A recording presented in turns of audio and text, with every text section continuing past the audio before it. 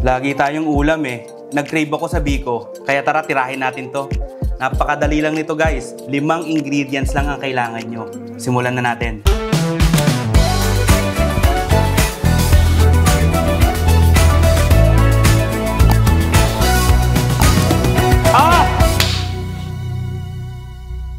Guys, 5 ingredients lang ang kailangan nyo dito. Napakadali lang nito. Ito na yung pinakamadaling paraan ng pagluto ng biko. Simulan na natin. 2 cups of glutinous rice.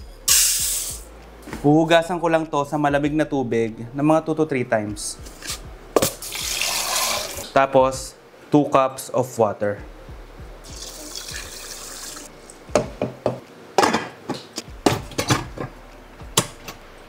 Hintayin lang natin maluto yon. Tapos ilulutuin naman natin yung coconut milk.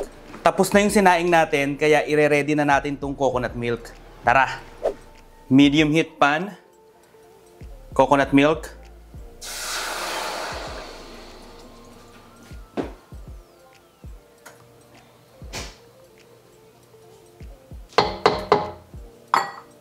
Kapag kumukulo na guys, nakita nyo kumukulo na, ilalagay na natin itong sugar.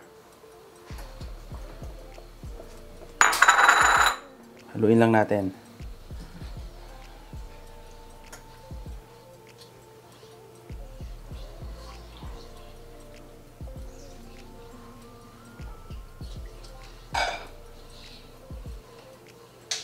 Kapag na-dissolve na yung sugar, ilalagay na natin itong malagkit, yung sinaing natin kanina.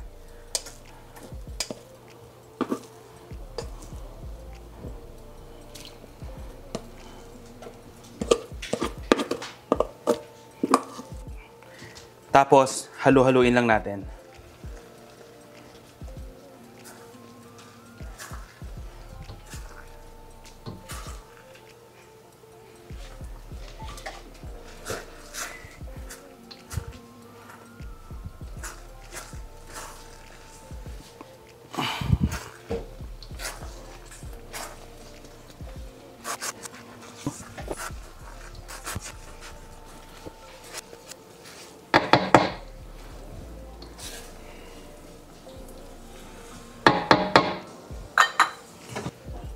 Lagyan natin ng a pinch of salt.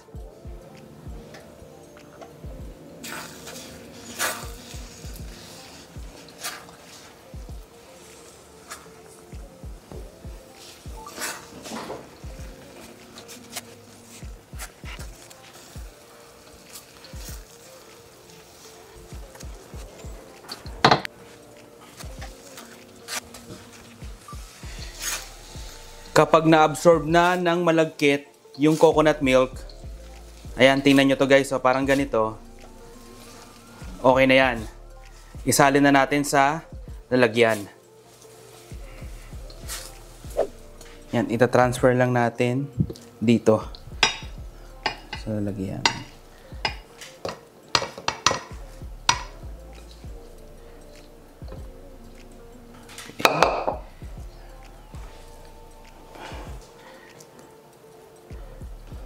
Kung meron kayong dahon ng saging, maglagay kayo. Dito kasi sa lugar namin sa Canada, wala kaming dahon ng saging eh. Mas maganda sana kung meron. Pantayin lang natin. Yan. Para maayos. Okay? After nyan, lutuin naman natin yung latik. Let's go! Medium heat pan ulit. Tapos coconut cream.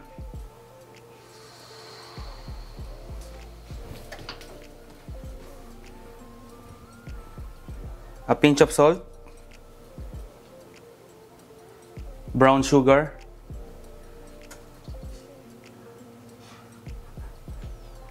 tapos haluin lang natin guys. Ang gusto nating mangyari dito, maging malapot tong coconut cream. Kaya halu-haluin lang natin hanggang sa lumapot.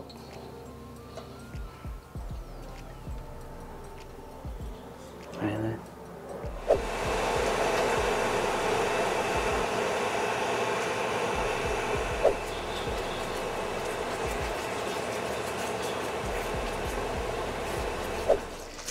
Pag nakikita nyo na ganito na yung itsura ng coconut cream nyo guys, ayan o. Patayin nyo na yung kalan.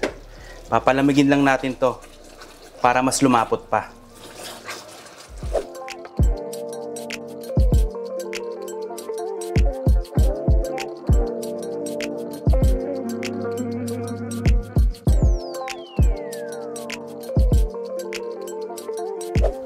Diba?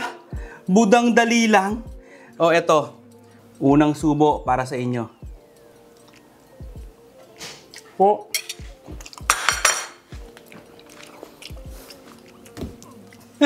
Ang tindi. Ang sarap. Ang matindi rito sa biko ko, guys, hindi siya masyadong matamis. Eto kasi talaga, recipe to ng ex-girlfriend ko, ha? Niloko ako.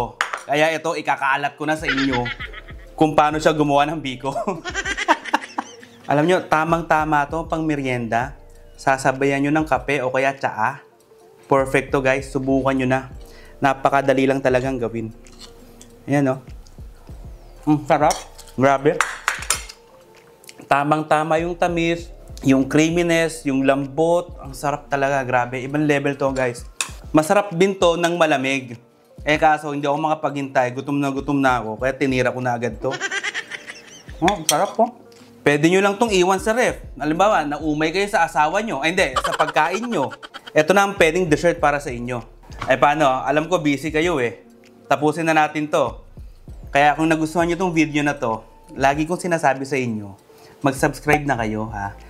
I-like nyo tong video tapos mag-comment kayo ng mga pagkain na gusto nyo tsambahan natin. Basta lagi nyo tatandaan na ang luto, mas sumasarap yan kapag pachamba-chamba lang. O paano? Next week ulit. Kita-kita tayo. Limutan ko.